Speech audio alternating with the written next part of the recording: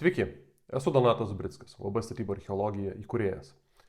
Nuolat stengiamės savo klientams nušviesti archeologinių tyrimų niuansus, todėl šiame video trumpai apžvelgsiu, kas yra archeologiniai tyrimai, kodėl iš vis jie reikalingi, kaip jie reguliuojami ir kas jų reikalauja. Taip pat, iš ko jie susideda. Archeologija kaip mokslas siekia pažinti praeities žmonių gyvenseną. Ir mokslininkai, analizuodami tyrimų metu surinktą medžiagą, atlieka tyrimus, publikuoja straipsnius, pristato savo atradimus mokslo bendruomeniai. Tačiau jūs, ko gero, dažniausiai susidurite su archeologiniais tyrinėjimais, reikalingais jūsų projekto tolimesniam įgyvendinimui. Taip archeologiniai tyrimai yra pritaikomi kultūros paveldo apsaugai.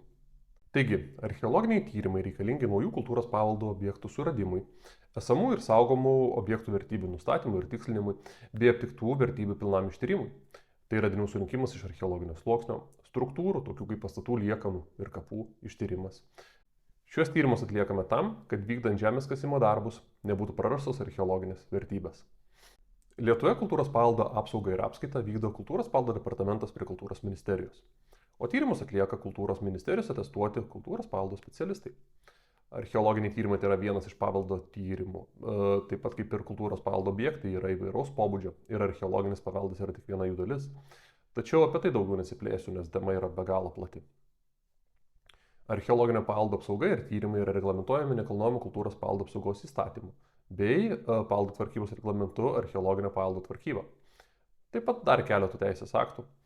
O archeologinių tyrimų projektus, pažymas ir ataskaitas aprobuoja mokslinė archeologijos komisija, sudaryta Kultūros paveldo departamente. Matome, kad reguliacinis mechanizmas yra tikrai didelis ir archeologo saviraiškai vietos čia yra labai mažai. Koks vis tik tas archeologinių tyrimų procesas?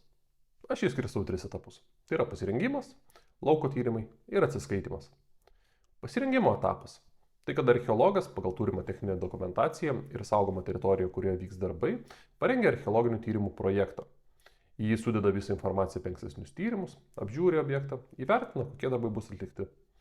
Ta projektą archeologinių tyrimų parengtą jis pateikia mokslinei archeologijos komisijai ir šioje komisijoje gauna pastabų arba iš karto jis yra aprobuojamas. Po aprobavimo Kultūros paveldo departamento teritorinio padalinio darbuotojas išduoda leidimą archeologiniams tyrimams ir archeologas yra pasirengęs tada pradėti lauko tyrimų dalį. Lauko tyrimai.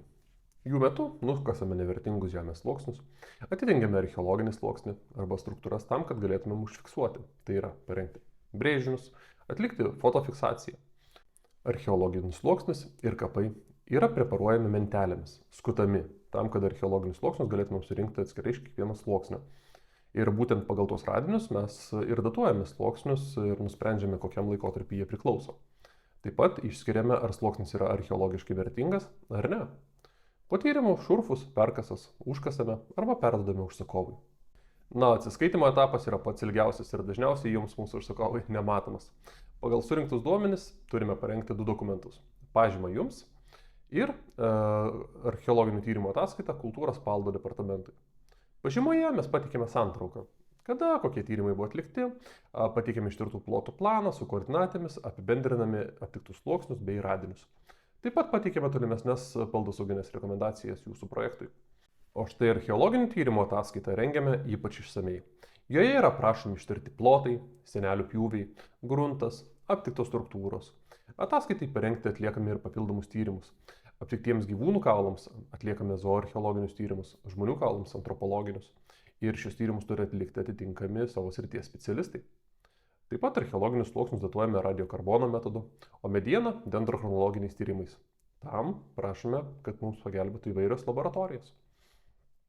O štai visus aptiktus radinius plauname, atliekame atranką, aprašome pagal esamus standartus ir fotografuojame, o po to perdodame muziejams.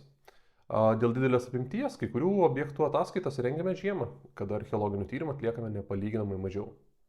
Tai tiek apie archeologinius tyrinėjimus. Jei buvo aktualu, prenumeruokite mūsų kanalą, paspauskite like po šio video ir laukite kitų įrašų. Iki!